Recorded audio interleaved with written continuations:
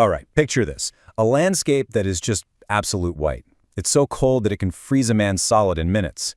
Now, in this frozen hell, there's a figure, completely invisible against the snow, who became a ghost, a phantom hunting an entire army. Today, we're diving into the story of that phantom, one of the most lethal marksmen in all of history. It all really starts with one single staggering number, over 500. Let that sink in. That's the estimated number of enemy soldiers killed by one guy in less than 100 days. It's a figure so high it just seems impossible, but it's the very core of the legend we're going to unpack. So the year is 1939. The setting? The vast, frozen wilderness of Finland during the absolutely brutal Winter War. You've got the vastly outnumbered Finnish army facing this massive invasion from the Soviet Union. And in this landscape, a lone figure in white would become a ghost, a phantom stalking the invaders.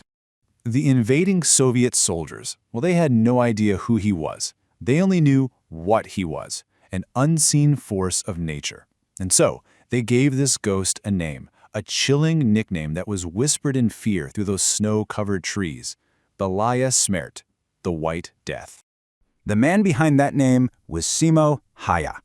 His record is, well, it's terrifyingly simple. The deadliest sniper in the history of modern warfare. And what's truly mind-blowing is that he earned that title in just over 3 months. But where did that name, the White Death, actually come from? You know, the origin is still debated. Was it a name born out of genuine terror among the Red Army troops? Or was it a masterful piece of Finnish propaganda created to build up this invincible hero and boost the morale of a nation fighting for its very life?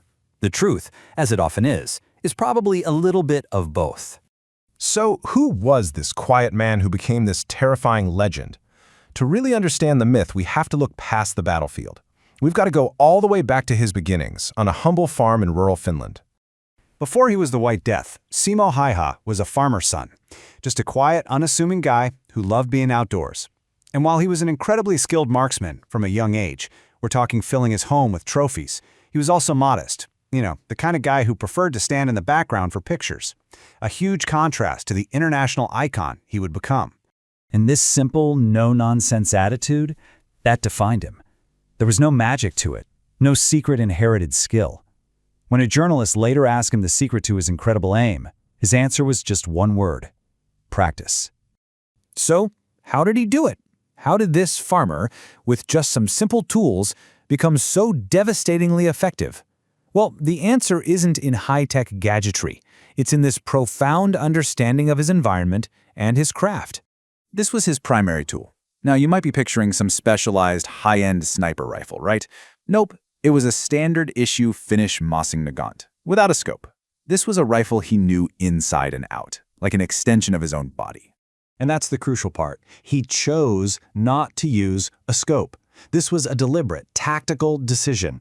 See, with iron sights, he could keep his head lower, which made him a much smaller target. Plus, they wouldn't fog up or freeze in that extreme cold, and there was no lens to flash a glint of sunlight and give away his position. Genius. And his genu for concealment was just as important. He would pack snow in front of him to hide the muzzle flash. At only 5'3", he could disappear into landscapes where other, bigger guys couldn't. And this is my favorite part. He would keep snow in his mouth to cool his breath so it wouldn't create that telltale vapor in the freezing air. Pure, simple, and absolutely deadly. This timeline really puts his incredible record into perspective. The entire war lasted just 105 days. Häyhä's career as a sniper was even shorter, all done during the darkest, coldest part of the year. And just look at that one day, December 21st. He was credited with 25 kills in a single day. But the myth of the invincible soldier? Well, it's just that, a myth. Simo Häyhä was a man of flesh and blood, and his luck was about to run out in the most brutal way you can imagine. So, on March 6th, just a week before the war's end, the inevitable happened.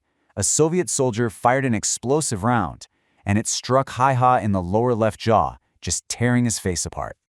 I mean, his injuries were so severe that his comrades, they believed he was dead. They actually placed his body on a pile with other fallen soldiers. It was only when a fellow soldier noticed a leg twitching that they realized he was, miraculously, still alive. And he would carry the physical results of that injury for the rest of his life. After years of surgeries, his face was permanently disfigured, a really difficult, humanizing reminder of the incredible price he paid for his service. And get this, in a final, unbelievable twist of fate, he woke up from his coma on March 13th, the exact day the Winter War officially ended. He literally had to write a letter to a newspaper to correct reports of his own death. So, what happens to a man like that? How does the world's deadliest sniper just go back to being a farmer? This final part explores that fascinating contrast between his quiet life and his explosive, enduring fame. And this contrast between the man and the myth is just so stark. On one side, you have the real Simo Häyhä, years after the war just enjoying a quiet hunt with his dog, and on the other, how popular culture, like this Japanese manga, has transformed him into this hyper-stylized, almost superhuman character. After the war, he just went back to the life he knew. He became a successful dog breeder and moose hunter. He even went hunting with the president of Finland. But his legacy was complicated. Those facial scars made him recognizable. And while he was a hero to so many, he also faced hatred and even death threats for what he did during the war. Which of course leads to the ultimate moral question, right? The one everyone wants to know. After everything he'd done and everything he'd seen, did he feel any remorse? And in his own words, this was his answer. He framed his actions not as a matter of personal feeling, but of duty. To him, it wasn't about the killing. It was about the simple, stark necessity of defending his home. If he and others hadn't done what they did, Finland, well, it would have ceased to exist. And that's really the enduring power of his story, isn't it? It leaves us with this fundamental question. How does a quiet farmer, armed with little more than a rifle and his own incredible resolve, become a global symbol of defiance, a legend whose echo we can still hear today?